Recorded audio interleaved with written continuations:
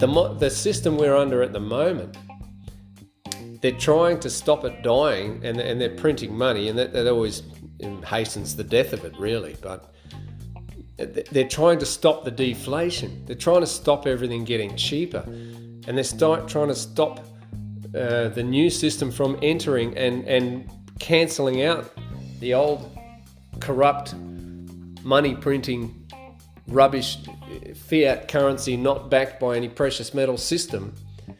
So let's go back to the 1800s. Between 1800 and 1900, we had silver certificates. We had gold certificates that circulated instead of the money. And there you go. There's your paper currency.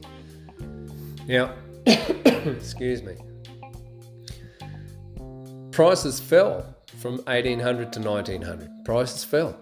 So what cost you $1 in 1800 could cost you as low as 50 cents in 1900. Anywhere from 90 down to 50 cents, depending on the product or the economist you want to listen to. But prices fell. Imagine that. Imagine that from the day you were born to now, everything had got way cheaper. I'm talking houses, horses and carts, guitars, loaves of bread, anything you can think of got cheaper. Now that's what can be achieved in a sound money environment where there is a certain amount of money in the system. Now, if it was gold, it was mined at about 1.3% per year. So the gold supply, increases 1.3% per year. I can't remember what the silver supply is, but since the 70s, I think the silver supply is about double. But we created far more goods and services for the amount of mining that we did. So the money was fairly stable at 1.3% growth.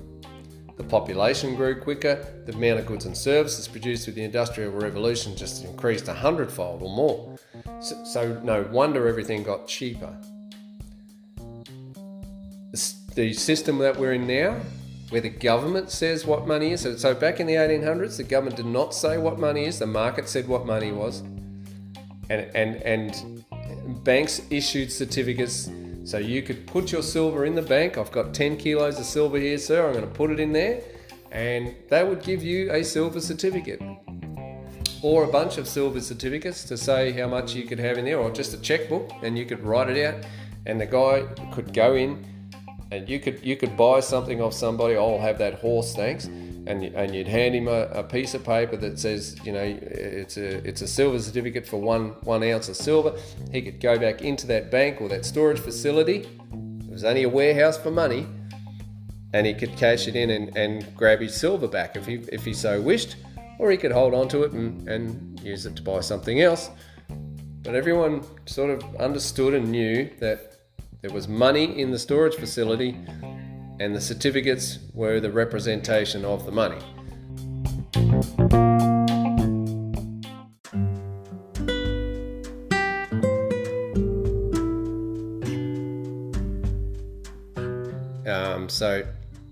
But it's taken more and more steps away from being, because you can't take your $2,300 today and walk into your Commonwealth Bank and say, well, I'll have my real money back, thanks. They'll just look at you stupid. They'll say, well, that's the money. What do you mean you want your money back? Because there's nothing at all backing that digital figure on the screen or that piece of plastic in your wallet that's costed half a cent to produce or less.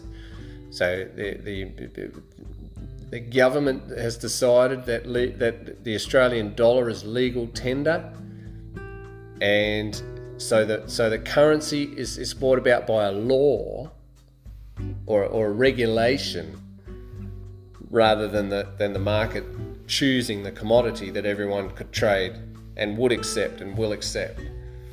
So at the moment, the world's turned upside down. I can't go to Woolworths with my ounce of silver and buy, half the shop up, which is probably what it's worth, but they won't even accept it They'll want me to have a digital thing on a screen that I transfer to their digital account with no piece of slither of plastic or anything written on it, nothing. Just transferring, sound bites, digits from one place to another, and that's what we call money at the moment. It's not money, it's fake fiat currency. And if you go and Google the Australian currency supply, have a look at the hockey stick. It's going straight up in the air. They're just printing money like a banana republic in South America. And no one's ever been able to print their way to prosperity. That's the crux of it. We don't get prosperous by printing money. In fact, we get poorer. So back to the 1800s even. Over that time, the prices fell, but the wages didn't. So everything got cheaper, and the wages actually rose slightly. They rose a certain percentage. I can't remember what it was. So the guy in 1885 was way better off than the guy in 1800. The economy had gone through a massive transformation and had the Industrial Revolution, and the money was still sound. So your money that was real money, that was money, went a lot further. You actually were able to save and invest and do a lot more after those years of production on sound money. And if we had stayed on that path, my God, you would never need a wage rise. You wouldn't be pushing for a wage rise. All you need is the natural deflation of the free market economy to make everyone better off. Anyone, and there's those that can get out of bed and do something for the day, and there's those that can't. Well, these days we've got those that can and will, and then we've got those that won't, because they can choose now not to. In the old days, if you weren't very bright, or you had a couple of arms missing, or some sort of handicap, you were looked after very well. Well, the best you could, you'd be looked after better today because of technology, but you were looked after by your community. You were looked after by your family. Your family stayed together. Your family didn't split up. Mum and dad didn't split up. They didn't have the financial dramas that you've got nowadays. They, of course, they had a simpler life, but over time they got better and better off. Back then, one wage could put all the kids through school, pay the house off like in 2 years, or not even, just buy it for cash. One wage could educate all the kids and save for the retirement, so that you could, stop working at some stage. A lot of people didn't. A lot of people dropped out at 50 in those days, and they're lucky to get that far, and they worked their whole lives. But you were much better off. You were able to save. You were able to invest. You were much better off in a sound money system. Over time, you got better and better off, and then your offspring became even better off. And if we had stayed on a sound money, and that's what we need to go back to. That's my point. Is we've got to go back to it. Because this system. So every time you see something on the television that you don't like, that there's trouble, you can make a direct line from that back to the money printing. We're in a money printing, or it's not printing. They're not printing it. It's a typing fiat currency into a computer screen. That's how they're doing it. And we're witnessing the end of this era, this crumbling. This thing is crumbling, and it should. They're trying everything to stop it, but I'm sure they would have liked to have stopped the fall of the Roman Empire, but they didn't. They weren't able to. This thing is coming at us like a freight train, which is great. I can't wait for the chaos to ensue and disintegrate this system that creates the inequality that people think that we need the government to fix. It's the very fact that the government acts in this economy that causes the inequality. Now, there's always going to be inequality. You've heard of the Pareto distribution. 80% of the people do 20% of the work, and 20% of the people, the remaining 20% of the people do the remaining 80% of the work. And as you get up in the higher echelons of the Pareto distribution, there's 5% of the population doing, hundreds of times more output than 95%. So you can't change that. You can't. That's nature. Some blades of grass will be longer than others. Some people will be 10 times stronger than everyone else. You're not going to change that.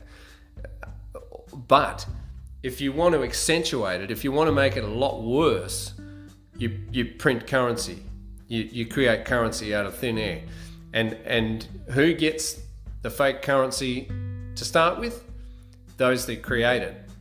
So your government and your central bank gets it, and big business that lobbied the government to bring in all the legislation that closed down all the small business gets it as well. And so the working class and the middle class people get wiped out of this system. They get disintegrated from the currency creation. And people start saying, oh, we've got to do something about the income inequality gap and all this sort of rubbish.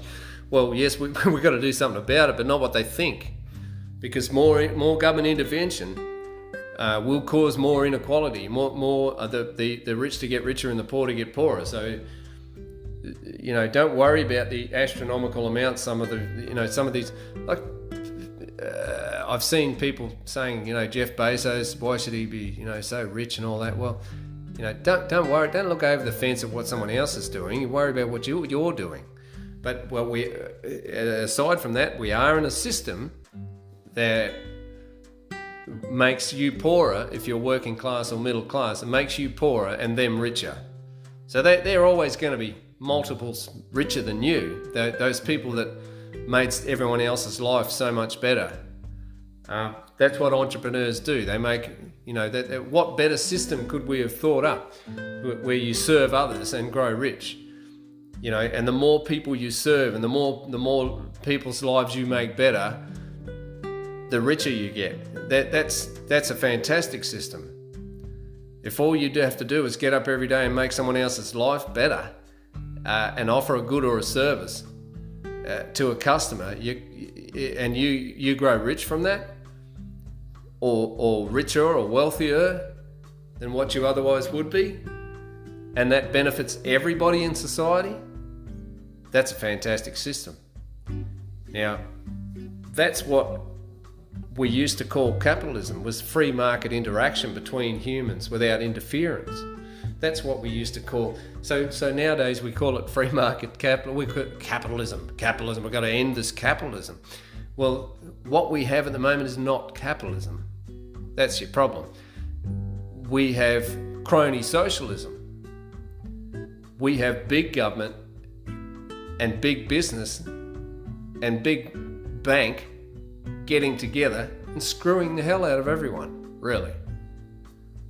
That's cronyism. That's not capitalism.